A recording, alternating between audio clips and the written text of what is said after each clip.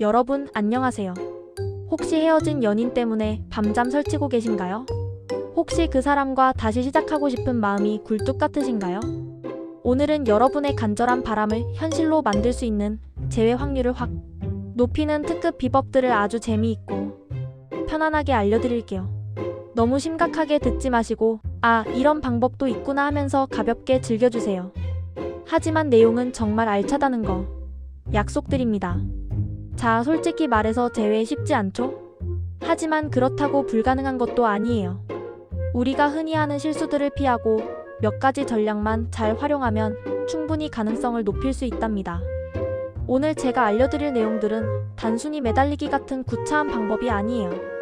여러분 자신을 발전시키고 상대방이 자연스럽게 여러분에게 다시 끌리도록 만드는 아주 심오하면서도 효과적인 심리 전략들이랍니다.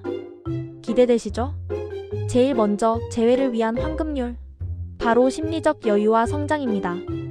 이게 무슨 말이냐고요? 쉽게 말해 상대방이 여러분에게 다시 돌아오고 싶게 만드는 건 여러분이 애써 매달린다고 되는 일이 아니라는 거예요. 오히려 여러분이 조급해하고 불안해할수록 상대방은 더 멀어지기 쉽습니다. 사람은 본능적으로 자신을 쫓아오는 것보다 자신을 성장시키는데 집중하는 사람에게 더 매력을 느끼기 마련이거든요. 그러니까 여러분은 이제부터 매달리기 대신 성장하기에 올인해야 합니다. 헤어졌다고 좌절하고 슬퍼하는 대신 이 기회에 나를 업그레이드하자 하고 마음먹는 거죠. 이런 모습은 상대방에게 긍정적인 인상을 심어주는데 아주 큰 도움이 될 거예요. 두 번째 핵심은 공백기를 현명하게 활용하는 거예요. 이별 직후에는 감정적으로 너무 혼란스럽잖아요. 여러분도 그렇고 상대방도 마찬가지일 거예요. 이때 무작정 연락하고 매달리는 건 오히려 독이 될 수 있습니다. 상대방에게 충분한 공백기를 주어서 감정을 정리할 시간을 주는 게 중요해요. 이 공백기 동안 상대방은 여러분과의 관계를 되돌아보고 여러분이 없는 삶을 경험하면서 여러분의 소중함을 깨달을 수도 있습니다. 물론 이 공백기가 여러분에게도 필요해요. 감정적으로 안정을 되찾고 앞서 말씀드린 성장에 집중할 수 있는 시간이거든요. 이 시기에는 절대 매달리거나 설득하려 하지 마세요. 제발요. 이건 정말 중요한 부분이니까 2번, 3번 강조해도 지나치지 않습니다. 세 번째 비법은 바로 미해결 감정을 남기는 거예요. 이게 좀 어려울 수 있는데 쉽게 말해 쿨하게 이별을 인정하라는 겁니다. 이별 당시에는 상대방에게 불평불만을 늘어놓거나 감정적으로 울고불고 매달리는 대신 의외로 담담하고 쿨하게 이별을 받아들이는 모습을 보여주는 거죠. 그리고 이별 후에도 과도한 연락은 피하세요.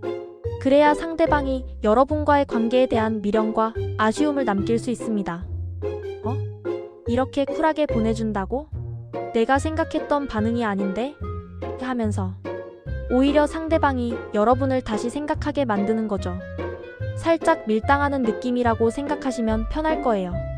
물론 너무 계산적으로 보이지 않도록 자연스럽게 하는 게 포인트입니다. 자, 그럼 공백기 동안 뭘 해야 하냐고요?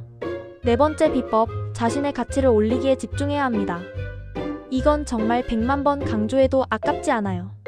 공백기 동안 여러분은 더 멋지고 매력적인 사람으로 거듭나야 합니다. 외모 관리도 좋고요. 새로운 취미를 시작하거나 그동안 미뤄왔던 공부를 하는 것도 좋아요. 중요한 건 상대방에게 긍정적인 인상을 심어줄 수 있도록 노력하는 거예요. 저 사람 헤어지고 나서 더 멋있어졌네?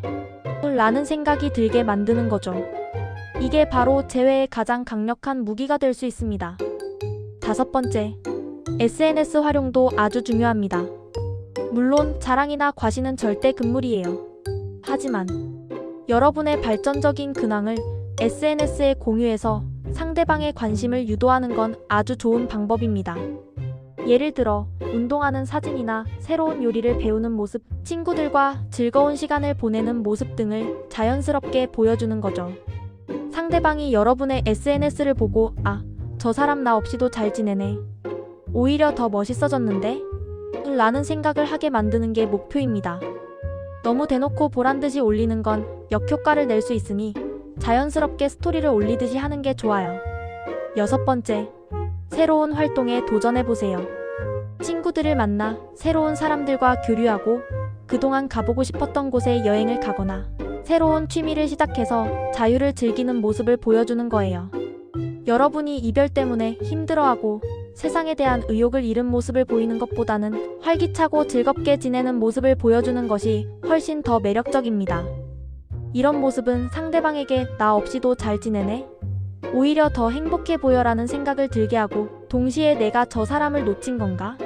하는 후회와 궁금증을 유발할 수 있습니다. 7번째 비법은 감정 컨트롤입니다. 이별 후에 감정적으로 불안하고 힘든 건 당연해요.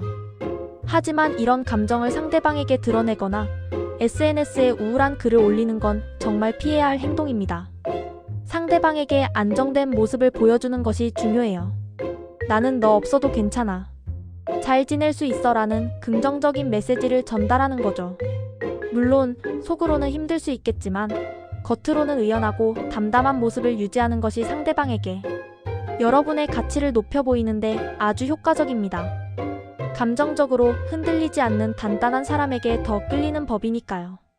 8번째, 연락 주도권을 잡으세요. 만약 상대방에게서 연락이 온다면 절대 즉각적으로 반응하지 마세요. 바로 답장하는 대신 잠시 여유를 두었다가 답장하는 것이 좋습니다.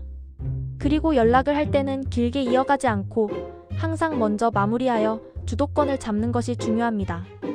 나 이제 바빠서 이만 식으로 마무리하면서 상대방에게 아쉬움을 남기는 거죠. 이렇게 하면 상대방은 여러분에게 더 궁금증을 느끼고 다음 연락을 기다리게 될 거예요. 이건 제외 심리에서 아주 중요한 포인트 중 하나입니다. 연락의 주도권을 상대방에게 넘겨주는 순간 여러분은 매달리는 을의 입장이 될 수 있습니다. 마지막 9번째 비법은 문제 해결입니다. 여러분과 상대방이 헤어진 데에는 분명한 이유가 있을 거예요.